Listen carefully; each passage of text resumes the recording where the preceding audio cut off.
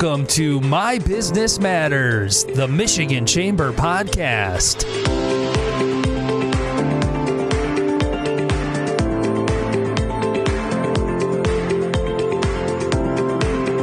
Hi, I'm Bob Thomas. I'm the Michigan Chamber's Chief Operating Officer. And today's conversation, we're going to take an introspective look at the Chamber's renewed work and our mission to build a stronger Michigan and what that really means to our members and our audience. And today I'm interviewing our President and CEO, Jim Holcomb, and I'm excited to hear more about his comments on our particular vision. To get started, though, I thought maybe we could have a quick conversation, Jim, about what chambers of commerce do and what they are and kind of how we fit into the whole space, because there's a lot of misconceptions. Some people think we're a function of government. Some people think that we're tourism bureaus. Some people think that we fund economic development. And we get calls all the time. What do you do and who are you? So how would you describe the role of the Chamber of Commerce to the people that talk to you? Yeah, I think you're exactly right. There's a lot of differences. And, you know, we have that saying around the office, if you've seen one chamber, you've seen one chamber. We're all very unique.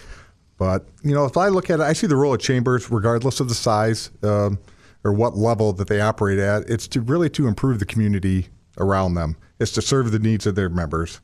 I think it's important to note chambers of commerce, we're all standalone organizations. When you belong to one, you don't automatically belong to another. We're membership groups, but we definitely are not governmental entities, and we serve the needs of our members. Also, the function of the chamber is going to depend on what's needed around them and by their members.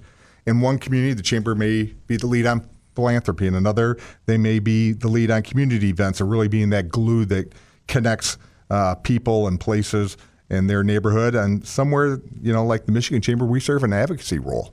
And so it really depends on what the members need and where you're located and what your members are charging you to do.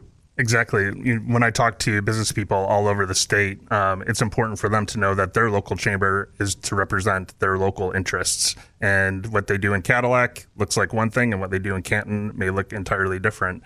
And I do think that's the extra layer that we provide to the whole ecosystem is we're a statewide organization where we don't have to be involved in all the local stuff. We help patch together a bigger vision for what a policy or business climate environment might look like for all the businesses in the state. Absolutely. We try to be that connective tissue across the state. We really try to collaborate, cooperate, and serve the needs of every community. You know, we talk about ensuring a stronger Michigan for all, and that's the premise of what chambers are doing. And it gets built, whether it's in a community, a county level, the state level, we're all working towards that. I think the way to think about chambers, too, is they're kind of like a Swiss Army knife. They fill a lot of different roles, and it's depending what is needed that day, the staff will do it. And then the next level is that the chambers of commerce are managed and led by a staff, but we count on a really diverse group of volunteer leaders that need to be engaged in the whole process. So we're not just cowboys out there doing whatever. We have a lot of volunteers who actually help lead our mission and set our vision. How would you say we engage those folks, and what is their role in the whole environment? The volunteer leaders are absolutely critical because at the Michigan Chamber, we're going to be member-driven and policy-focused. And the first thing we do is listen. As staff, like you said, we're implementing their vision. They're driving the whole agenda, whether that's an advocacy agenda, whether it's program of work in a foundation, whether it's what product and services may be needed. It's about listening to them because they're the boots on the ground. They're the people who are out in their communities and making everything better. Our job is to support them. And we're just fortunate that we have so many across the state that are engaged in the Michigan Chamber and bring their expertise. It's them at a policy committee when we're discussing an issue that's facing the state. They're really bringing the expertise and helping staff to understand it, helping us to get up to speed.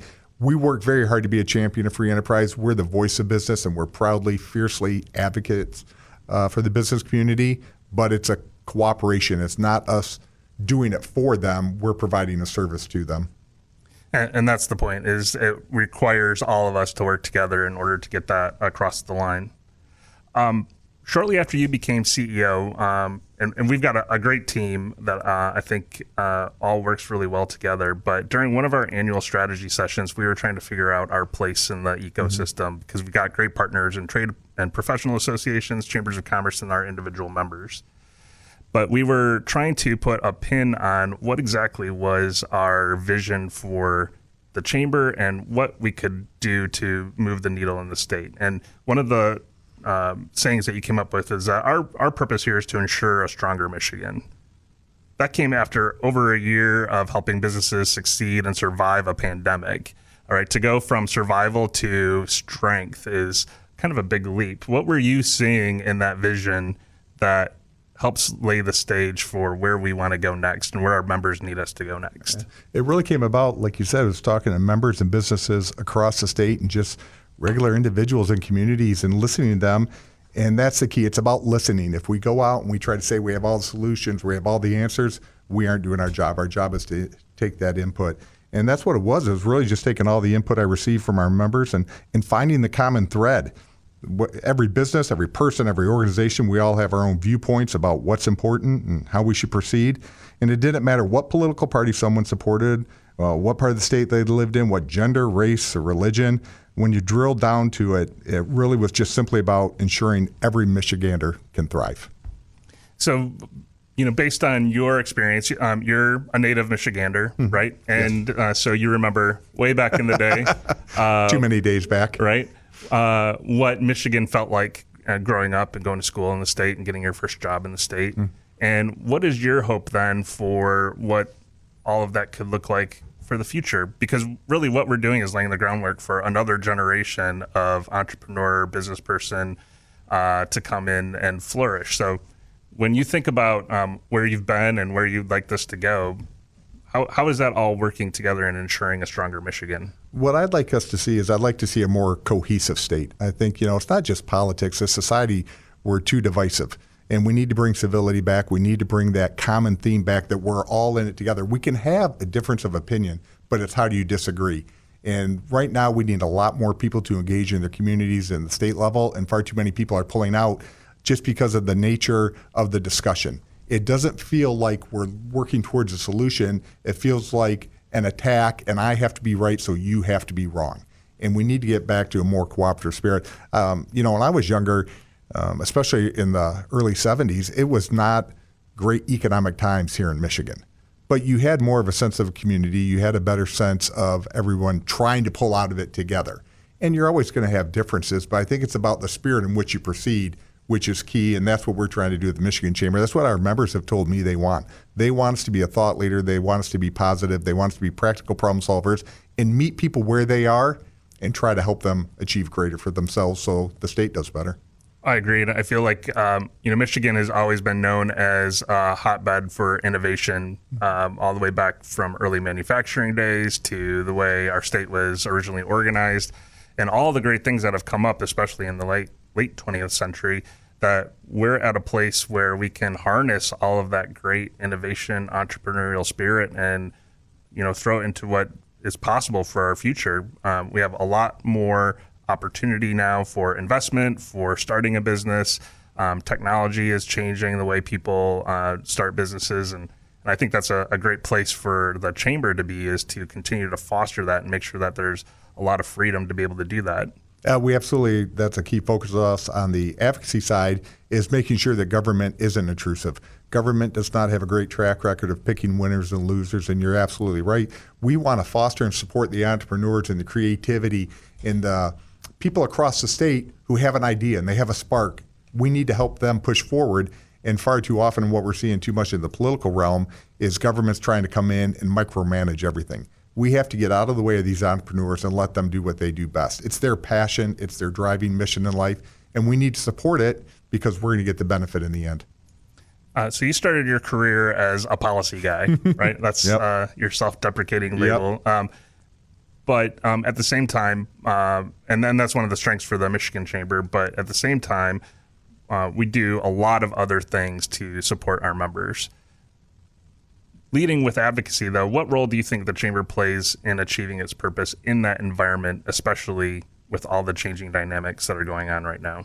Yeah, I think we're achieving our purpose because we are that voice of business. We're recognized, we're respected. We have a great team of policy experts who rely not only on their own expertise, but they interact with our members, and we're bringing real solutions to the table. We're going to ensure a stronger Michigan for all because government's going to have the benefit of the business community's experience, the benefit of their perspective and trying to shape policies that not only allow Michigan to grow, but allow us to be a more welcoming state. We talk a lot about immigration into the state and how Michigan's kind of losing some population.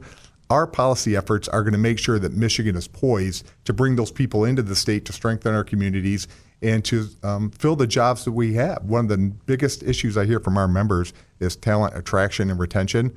We're focused on making sure that Michigan is welcoming and bringing people into the state. That way we have a growing, thriving economy.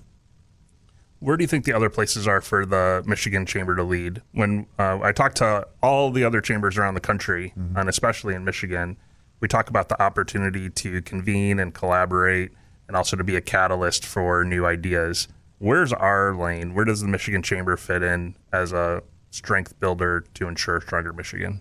I think what we add is the ability to bring people together. We lead a lot of coalitions, but we're also very collaborative throughout the chamber network, through the federation. We're collaborative. We're that connective tissue across the state. We have the ability to connect the dots. We don't have to have the new idea, but what we can do is export the idea from one community to another or bring people together to make sure the conversation is happening. So I think some of our greatest strength is the whole protect, connect, and strengthen. It's all woven together, and it's all with the singular goal of ensuring a stronger Michigan for all. If we focus on that, we'll take all the little steps along the way to make sure we achieve the goal.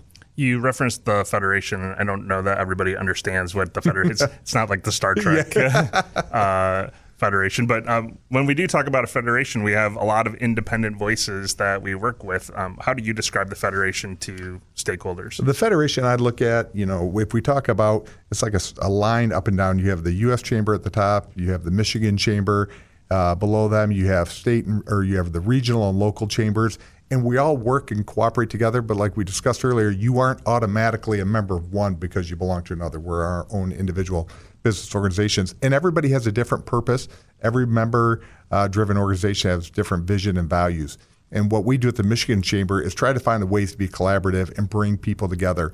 When you have local chambers and communities across the state that can come together in a coalition and raise a voice at the state capitol, that's good. When we can all go together and go to Washington, D.C. and raise our voices on an issue, that's good. And when we can just share our resources and share knowledge and share connections, we're protecting, connecting, and strengthening everyone in Michigan. Exactly. And the point I want to make there is that we're not out going it alone all the time. We're bringing all those folks along with us, or sometimes following their leadership at the local level. Absolutely. We have great local and regional chambers that oftentimes bring the issue, and they're the tip of the spear, and we join and we fall in and we work alongside them. This is not a zero-sum game.